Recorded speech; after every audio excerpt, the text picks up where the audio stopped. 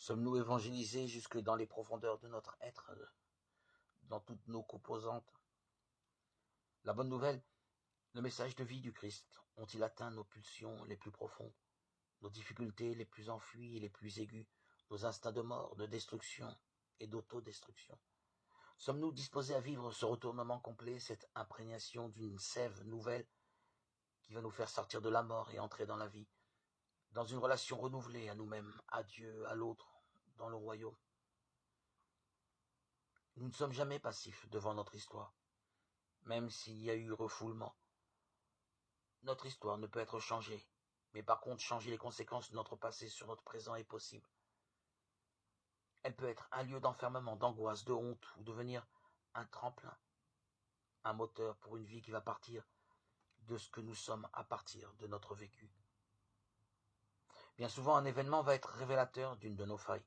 Si l'une des blessures de notre histoire a été mal vécue, la réaction risque d'être disproportionnée à la gravité de l'événement.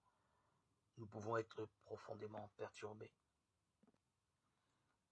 Colère qui gronde ou explose, haine tenace, sentiment d'angoisse, de jalousie, de peur, blocage face à l'autre, impression de ne pouvoir en sortir, d'être lié.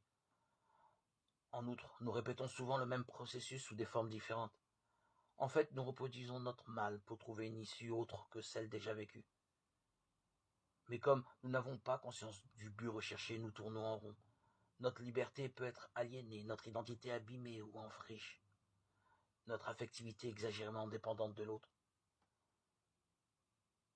Notre personnalité peut être encore soumise à l'emprise de l'autre, mélangée à lui, incapable de recevoir l'amour de Dieu, de vivre un amour vrai. Dans ces états sont autant d'informations qui constituent les signaux d'alarme et révèlent que nous ne sommes pas réellement évangélisés dans nos profondeurs. Que faire? En général, nous prions pour être guéris des symptômes du mal. Mais les problèmes de fond demeurent. Nous pensons alors manquer de foi et cédons au découragement et à l'épuisement. Il est parfois nécessaire d'entreprendre une analyse ou une psychothérapie avec quelqu'un de compétent. Il ne s'agit en aucun cas de se lancer dans des psychothérapies sauvages. Mais bien entendu, ce trajet ne doit pas être systématisé. Beaucoup peuvent vivre une restauration très profonde, s'éveiller et être pacifiés, en retrouvant des repères fondamentaux qui vont les situer justement dans leurs conditions de fils et de filles de Dieu.